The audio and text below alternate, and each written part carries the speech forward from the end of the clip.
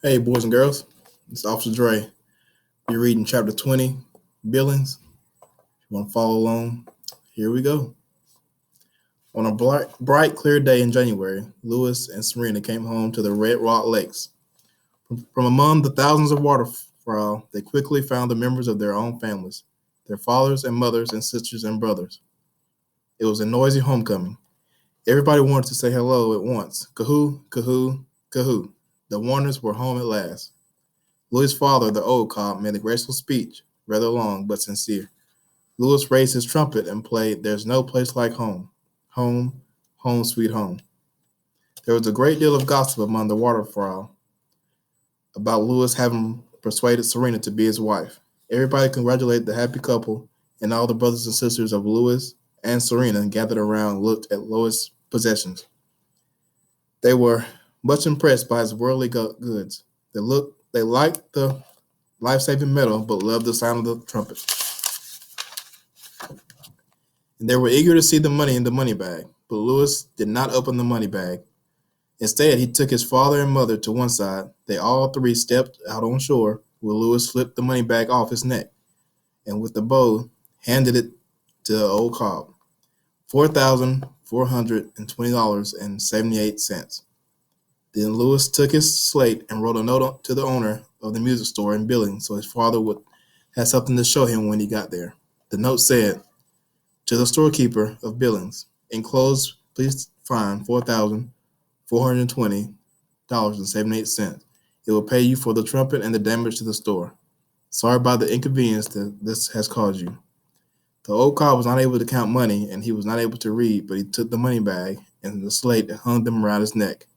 He felt sure he could now pay his debt for the stolen trumpet. "I shall go," he said to his wife. "I shall redeem my honor. I shall return to Billings, the scene of my crime, a great city, teeming with life."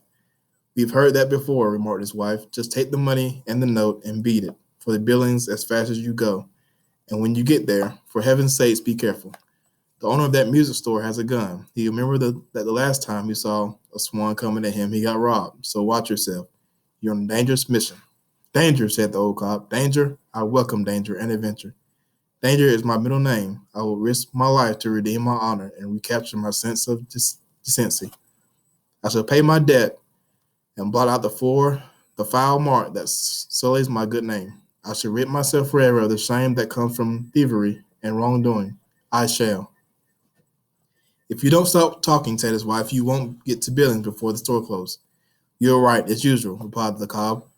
He adjusted the money bag and the slate for flight. Then he took off into the air and headed toward the northeast, flying fast and high. His wife and son watched him until he faded from view. "What a swan," said his wife. "You have a good father, Louis." I hope nothing happens to him. To tell you the truth, I'm worried." The old cob flew fast and far. When he spied the churches and factories and shops and homes of Billings, he circled one, then began his downward glide straight for the music store. "My hour has come," he said to himself.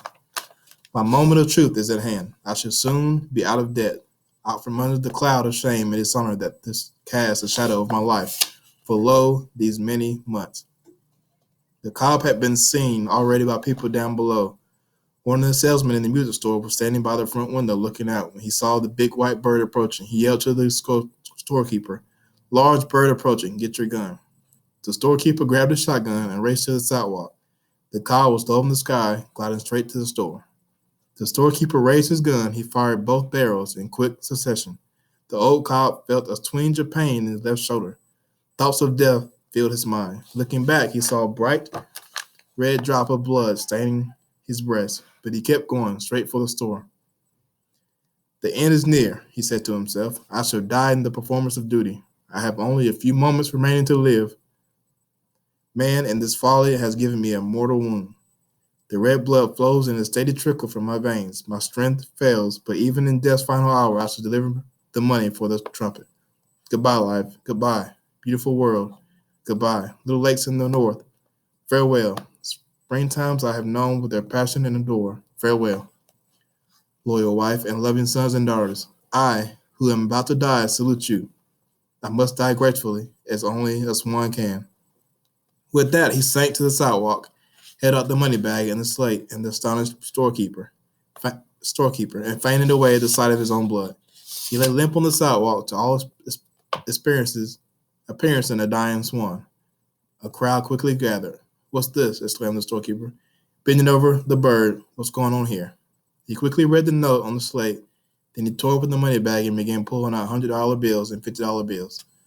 A policeman hurried to the scene and started to hold the crowd back. "Stand back," he shouted. "The Swan is wounded. Give him air."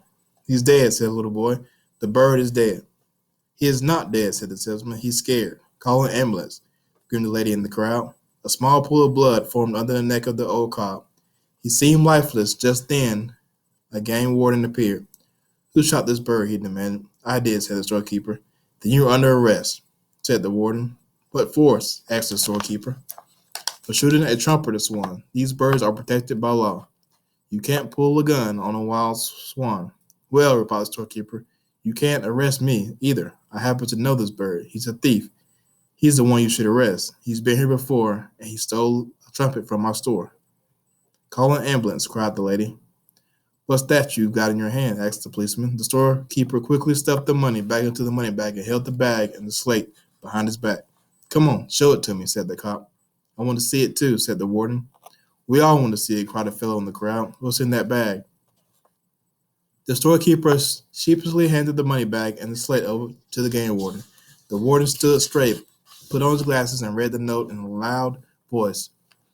"To the storekeeper of Billings, enclosed, please find $4,420.78. You will pay for your trumpet and the damage to your store. Sorry about the inconvenience this has caused you." At the mention of the sum of money, the crowd gasped. Everyone started talking at once. "Call an ambulance," screamed the lady. "I have to take that money to the station house," said the policeman. "This is a complicated case, and thing that involves money is complex. I'll take the money and keep it safe until the matter is decided." "No, you won't," said the game warden. "The money is mine." "Why?" asked the policeman. "Because," replied the woman. "Because what?" asked the policeman. "Because the law says the bird is in my custody. The money was on the bird. Therefore, the money goes to me until he is settled." "Oh, no, you don't," said the storekeeper angrily. "That money is mine. It says so right here on the slate. The $4,420.78 is mine. Nobody's going to take it away from me." "Yes, they are," said the policeman. "I am." "No, I am," said the game warden. "Is there a lawyer in the crowd?" asked the storekeeper. "We'll settle this matter right here and now." A tall man stepped forward. "I'm Judge Ricketts," he said. "I'll decide this case. Now then, who saw the bird arrive?" "I did," said the salesman. "Call an ambulance," screamed the lady. "I saw the bird too," said a small boy named Alfred Gore. "Okay," said the judge. "Describe what happened exactly as you saw it." The salesman spoke first. "Well," he said, "I was looking out the window and saw a swan approaching, so I hollered. The boss got his gun and fired, and the bird fell to the sidewalk. There's a drop or two of blood." "Did you notice anything special about the bird?" asked Judge Ricketts. "He carried money," replied the salesman. "You don't often see any money on a bird, so I noticed it." "All right," said the judge. "Now we'll let Alfred Gore tell it as he saw it. Describe what you saw, Alfred." "Well," said the little boy, "I was very thirsty and so I wanted to go to a candy store and get something to drink." "Just tell what you saw, please, Alfred," said the judge. "Never mind how thirsty you were." "I was coming along the street," continued Alfred, "because I was so very thirsty. So I was coming along the street on my way to the candy store to get something to drink, and there up in the sky, all of a sudden, there was a big white bird right over me in the sky, and he was sliding down out of the sky like this." Alfred held out his arms and he imitated a bird. "And so when I saw a big bird, I stopped thinking about how thirsty I was, and pretty soon, this enormous bird, he was enormous, was on the sidewalk, and he was dead, and there was blood all over everything. That's what I saw." "Did you notice anything special about the bird?" said Judge Ricketts. "Blood," said Alfred. "Anything else?" "No, just blood." "Did you hear a gun?" "No, just blood," said Alfred. "Thank you," said the judge. "That will be all." Just then a siren started wailing. An ambulance came screaming down the street. It stopped in front of the crowd. Two men jumped out. They carried a stretcher and set it down next to where the swan lay. The old cop lifted his head and looked around. I have been at death's door," he thought, "and now I think I am returning to life. I am reviving. I shall live. I shall return on strong wings to the great sky.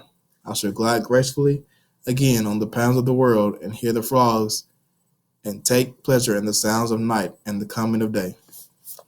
As he was thinking these pleasant thoughts, he felt himself being lifted. The ambulance attendants put his slate around his neck, picked him up, laid him gently on the stretcher, and carried him into the ambulance, which had a red light whirling around and around on top of it. One of the men placed an oxygen mask over the old cop's head and gave him some oxygen. And away they drove, making a great deal of noise, to the hospital. There he was put to bed and given a shot of penicillin.